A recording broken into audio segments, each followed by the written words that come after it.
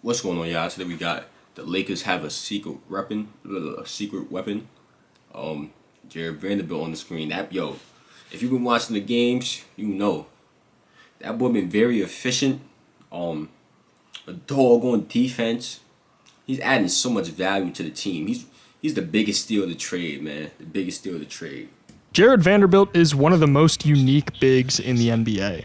He's far from the flashiest player, and for the most part, the extent of his scoring game is going to be mostly predicated on camping out in the dunker spot, waiting for dump-offs, and operating as a cutter. But his offensive game, when he receives these passes, is where things get a little interesting, because he's actually a really good passer, recognizing that this pass creates an advantage with the defense collapsing in on him, which opens up the pass to Austin Reeves on the weak side for an open look from deep. Despite being a big, he can bring the ball up the floor and find guys on the break to create easy transition layups, recognizing that Bamba is going to be getting into wide open space, with OKC not really having anyone down low to protect the interior, which leads to an easy look. The Lakers are in a 4-on-3 situation in transition, and with AD about to pass DiVincenzo and force Klay to tag him, Vando makes the read out to the corner, with Klay unable to make it out there in time to contest the shot. He can show exactly what it means to turn defense into easy offense, with his hustle disrupting the handoff between Hardaway Jr. and Luka, and he's able to snag the ball before going out of bounds, throwing an unreal behind-the-head pass to Troy Brown Jr. for the slam. His transition passing is something he's already leveraging with LA, but even in the half-court, he's proven that he's capable of making some really high-level reads. This empty corner pick and roll between him and Beasley is actually something that they ran together in Utah, and it does a great job of drawing the defense more towards Vanderbilt at the elbow, allowing Gabriel to receive a feed to the dunker spot for the slam. The fact that Vando isn't hardly ever going to create for himself can, on occasion, work to his advantage, with Draymond focusing entirely on preventing any pass to AD, which lets Vando take a bit of a risk on the shot, but being rewarded for it with 2 points. This reluctance to score is possibly a tactical tool, with Dante assuming he should guard the corner pass, and Vando sells Steph just enough with the pass fake to give him the space and time that he needs to get to the rim for the finish. What Jared Vanderbilt lacks in pure skill, he makes up for with incredible feel, particularly as a cutter. When Schroeder drives, Draymond is going to be the help man, which means that Steph is the one who's now responsible for guarding Vando. Steph doesn't do a great job of keeping track of him, with Vando doing his best impression of a defensive lineman trying to get around the O-line, giving Schroeder a bailout option which leads to the slam. Schroeder brings the ball up, and the Lakers usually keep AD up around the nail as opposed to down low, which forces Gobert to play up high on him. Lonnie Walker is also rotating over to the weak side, pulling Edwards along with him. Schroeder gets Taurean Prince into a recovery stance on the drive, which forces Conley to turn and contemplate stunning on Schroeder's drive, and Vando uses this lack of attention to make the backdoor cut to get some of the easiest 2 points that you're ever going to see. When you can't rely on what you're able to do with the ball, you have to figure out how to make up for it without the ball. And I'd argue that there aren't any role-playing bigs in the entire NBA that do it as well as Jared Vanderbilt does. Despite not having the most jaw-dropping stats in the world, Vanderbilt's impact can still be felt well beyond the box score. The biggest draw with Vando is his defense. He provides versatility, which is something NBA teams are rightfully placing a ton of emphasis on when it comes to their roster construction. Vando is able to operate in a lot of different ways defensively, being one of the few players that can reliably guard 1 through 4, and I'd argue he can even guard 1 through 5, depending on the matchup at the center position. We saw some of that versatility on display in their win against the Mavericks, with Vando being that's not a big man, bro. If he's guarding the 1 through 4, bro, he's not no big man. You know, that type of versatility, you a wing. He's a wing. You know, just because he don't got the scoring ability, don't mean he's not a wing. Don't mean he's a big man. Just because he averaged 12 points, 12 rebounds, don't mean he's a big man either. I feel like he should be classified as a wing, in my opinion. Primary defender against Luka Doncic. Vando is already trying to jump the passing lane to disrupt this feed from Hardaway, making Luka uncomfortable right off the bat. Now, for a lot of players, playing a passing lane this aggressively can lead to getting left in the dust once the ball handler decides to attack.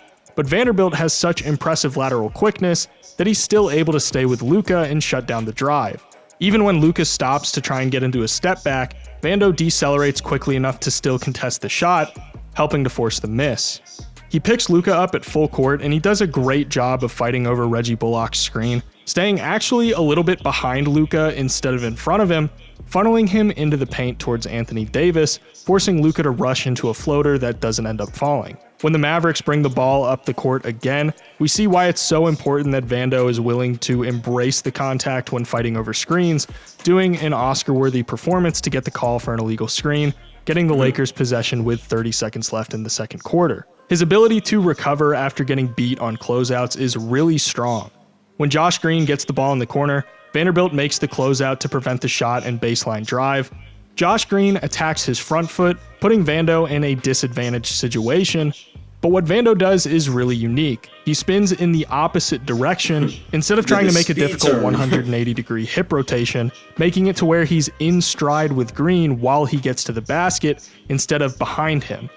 He shuts down any shot at the rim and then provides AD with help to force the miss and get the rebound. This was a really risky way to recover because Josh Green could have simply stopped or done a snatchback, and Vanderbilt would have been left looking for him. But given how strong of defensive instincts Jared Vanderbilt has, it's entirely possible that he knew it was unlikely that Josh Green would be able to process something like that in time in order to pull off a difficult move like that. His versatility makes guarding pick and rolls an area where he's able to make a lot of money.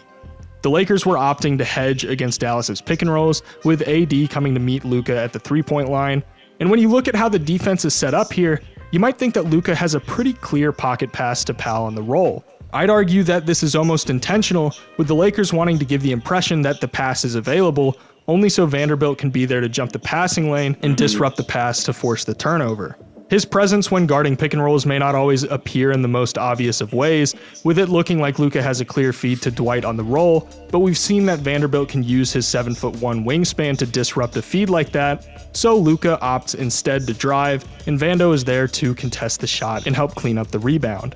I think a good way to summarize a lot of what Jared Vanderbilt does for the defense from a team perspective is he helps hide a lot of mistakes and prevent them from happening in situations where there's potential for error. This play is a good example. The Lakers are in a little bit of a bizarre setup on defense, and I'm not sure that that's intentional. Justin Holiday is relocating to the corner, with Powell and Kyrie over on the wing and in the corner. When AD comes to double Luka near the elbow, Schroeder is forced to come guard Bullock. When Bullock swings it to Kyrie, Vanderbilt is the one who slides up to guard him, giving LeBron enough time to recover onto Holiday, and the errant pass from Holiday lets Vando get in there and force it out of bounds. On this play, you can see him communicating and calling out the fact that the Mavericks are running a flare into a stagger for Luka to get the handoff. But AD is able to be there on Luka, with Vando dropping into the paint to guard a potential entry pass. Once he realizes LeBron has Dwight covered, he shows on Holiday to make sure Luka doesn't pass to him for a catch-and-shoot three, and Luka's forced into a crowded paint, where AD is able to force the miss. The Mavericks actually come close to generating a good look at the rim here, with Green feeding Powell in the high post before screening for Hardaway to cut to the basket, but you can see that Vando shows just enough to deter the pass, forcing the Mavericks to instead go to the DHO between Powell and Green, leading to a turnover. You're offered more room for mistakes with Vanderbilt helping to cover for you on the defensive end, and he can be both a cleanup guy and a focal point of your defense. But there's this misconception that Vanderbilt is a non-factor on the offensive end, and I'm going to disagree with that. While he's limited...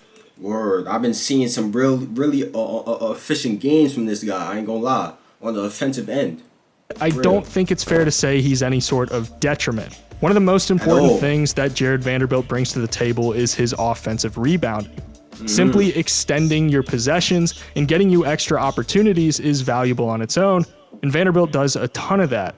His positioning when trying to sniff out offensive rebounds is Dennis Rodman-esque, tracking the ball where it's going to hit the goal and figuring out where he can weasel his way in there to snag the board. On this possession, Dennis Schroeder puts up an early three on the shot clock, and the Mavericks are just assuming that nobody's going to crash the glass, but Vanderbilt does exactly that, working his way past multiple defenders to grab the board and draw the foul to get to the line. He's in the corner when Troy Brown Jr. takes this spot up three, and he knows to fill this middle area of the paint, and he's able to snag a rebound which ultimately leads to the jump ball. The fact that he can play cleanup for AD is huge, especially when defenses are falling asleep like the Mavericks were during this game. Vanderbilt can use that athleticism and length to get some easy putbacks like he does here. Jared Vanderbilt is another example of a player who, yeah, they don't put up the most impressive stats in the world, but that doesn't mean that they're not good, and that doesn't mean that they're not valuable. Jared Vanderbilt has already proved how valuable of a player he is to them. And as a matter of fact, Anthony Davis and Jared Vanderbilt have been the best defensive front court in the entire NBA since the trade deadline, allowing only 99.7 points per 100 possessions. It really sucks that all of these injuries arose pretty much immediately after the Lakers traded for him, because he's only going to be able to be maximized to his fullest potential when the Lakers are fully healthy. But maybe this stretch where he's going to see an increased role is going to be a good opportunity for him to develop some of the other areas of his game. If you guys enjoyed this video and you want to see more content like this, please... Definitely did, my brother. I appreciate you for making, man. If you guys enjoyed this video, though, man, tell me what other reactions you want me to do. Let me know in the comments. Let me know if you enjoyed this one. Share the video. Subscribe. And if you enjoyed, click on the last reaction as well right here on your screen. And I'm out here, man.